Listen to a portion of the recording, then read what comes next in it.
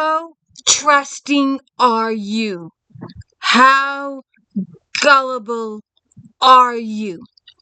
Now, welcome to the D. Louise book series. I'm Christina K-O-S-T-I-N-A. This is where we read books, talk about books, no special effects, no theme music, none of that fancy stuff going on here.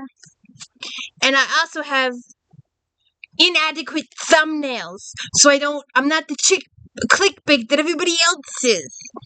The title of my video is the title of the book because I review books. I can't come up with this stuff like other people do. I'm just not that imaginative. But anyways, I usually don't get involved in a series when there's only 2 books in it. I like to do several, but I may do this one at a future date. Miss Flower. This is a good series. I'm looking into gathering some of these. But right now, we've only got the 2 books. And we start this book, and she's just, Alright, so look. You've got a small core cast of characters thus far.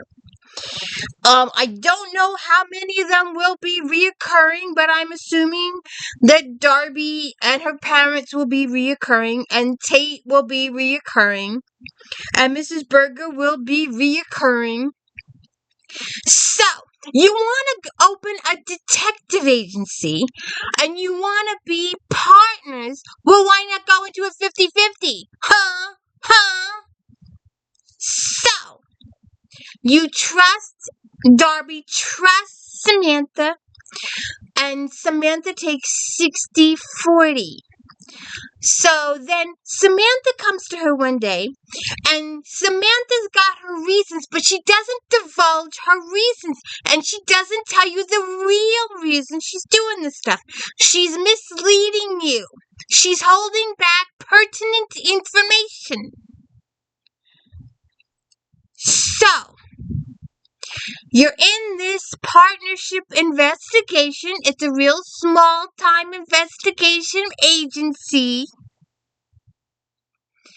And like I said, Samantha owns 60%, and you only own 40%.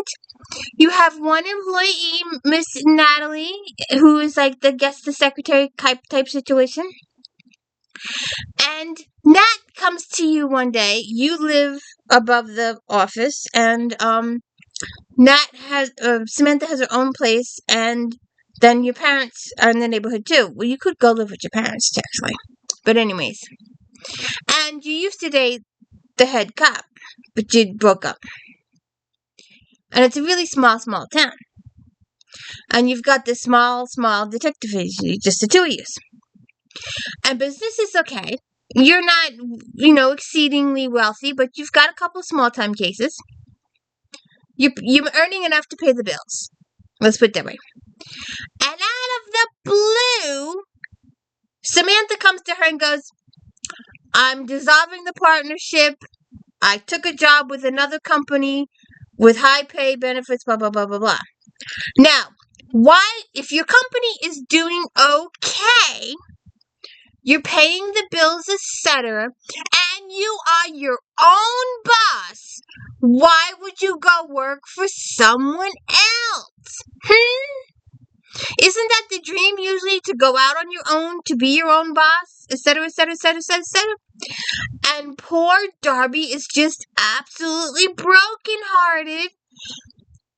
She's got the rug pulled out under her. Now, if Samantha had told her the truth and all the details, maybe it wouldn't have worked out this way. But Samantha's doesn't divulge information. And Darby is her partner, and she should divulge this pertinent information. And because Samantha does not divulge this pertinent information, and Samantha is murdered later that evening, Darby is your number 1 suspect. And because Darby walks every place, she doesn't check on her car. She hasn't seen her car parked in the garage for 3+ weeks. She doesn't remember the last time she drove her car. And it's been stolen, and it was used as the murder weapon. So Darby is the number one suspect the entire book. And your murderer is, there are some books where you get the murderer on stage, which means they're part of the character, they're part of the ongoing conversation. Off stage is when they go, oh, Joe Blow lives down the block, blah blah blah. That's off stage. This is one of the few books where the murderer is under your nose almost the entire book and you don't see it coming. So that's one good. It's a really good surprise. Oh my god, I can't believe it. Light bulb moment.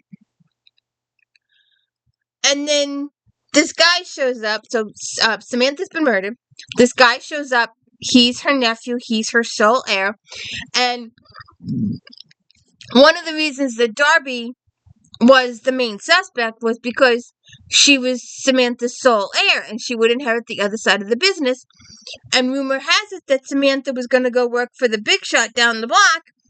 And maybe that's why Darby killed her, because she didn't want to dissolve the business, and that way she would inherit the whole thing. But unknowns to Darby, Samantha rewrote her will a little while ago, and now Tate is the new owner of the 60%, her nephew. And so Tate comes in, and Darby finishes up some of the small investigations that they had ongoing.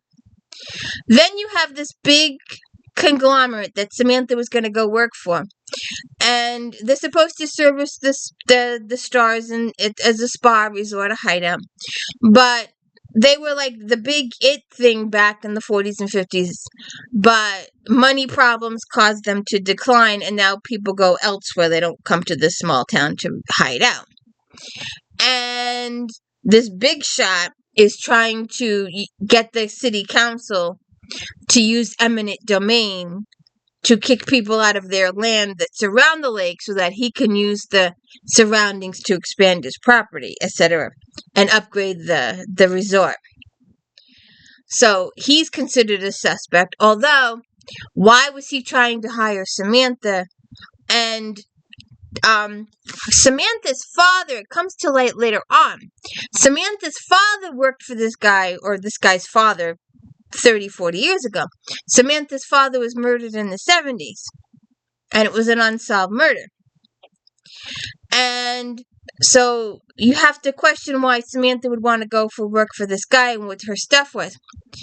And it's slowly, microscopically, you're alerted to the fact that Samantha had some stuff going on the side, and she wasn't telling anybody that she was investigating her father's murder, and that's why she was doing all this stuff. But she didn't tell Darby any of this. Darby had to do her own investigation and start putting the pieces together herself. In the meantime, Darby is the number one suspect, and the police keep knocking on her door to question her often. And then you have the static electricity relationship between her and Tate. And the office in the couch in the office is extra long. And Darby always wondered why Samantha had purchased this extra long couch. And here comes Tate, Mr. 6 foot something. And he lays down on the couch and he says it's the most comfortable couch he's ever laid on. And he's never found a couch that's this long before. And Darby's like, Samantha bought it for you, obviously. Light bulb moment. And Samantha's mother's a librarian. Not Samantha.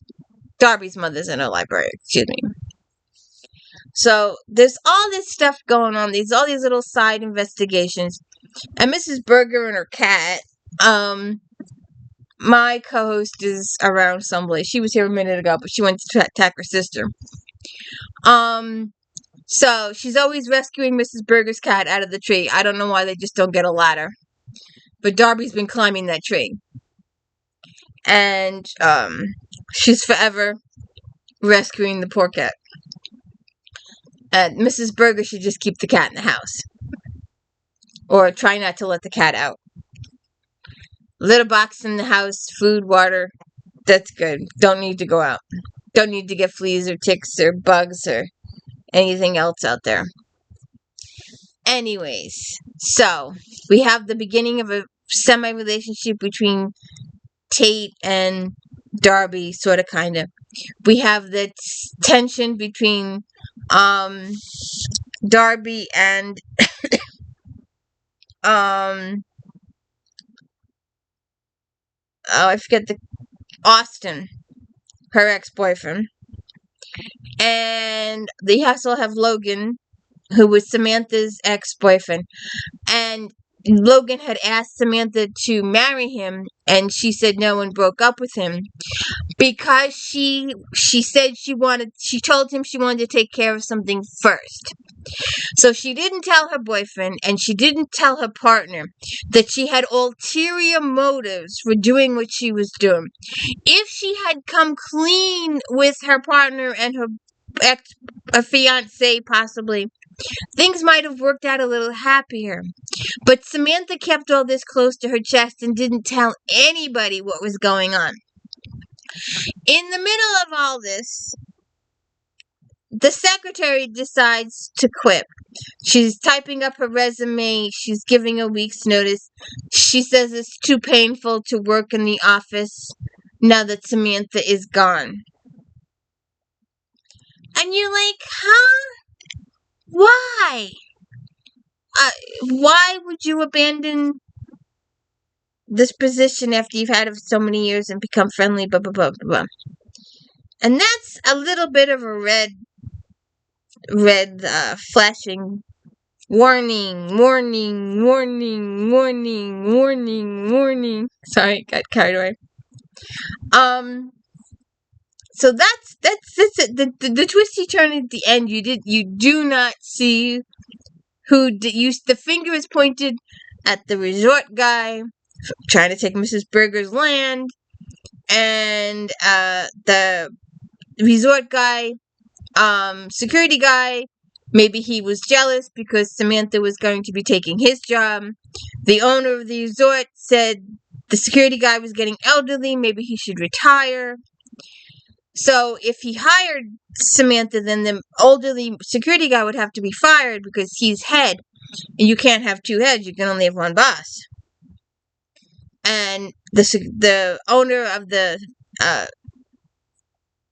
resort could have had issues there too. Or maybe, the head of security guy killed Samantha because he wanted to keep his job. There's all these finger pointing here and here and here and here misdirections. But the whodunit, you will never see it coming. It'll be like, oh, good God, did not see it coming. One of the true stories, and it's hard to find one nowadays, that the whodunit comes out of left field. Total 100% left field, did not see it coming. So, if you could please hit the like and subscribe, I'd appreciate it. And maybe we'll do this one in a couple days. There's only the two. There's no others. Oh, here's a co-host. Come here. I found a co-host. Would you give my mommy a like and subscribe, please? Give it a like and subscribe. Thank you. Have a good day. Hug your pussycat, hug your dog, hug your family member, and have a good day.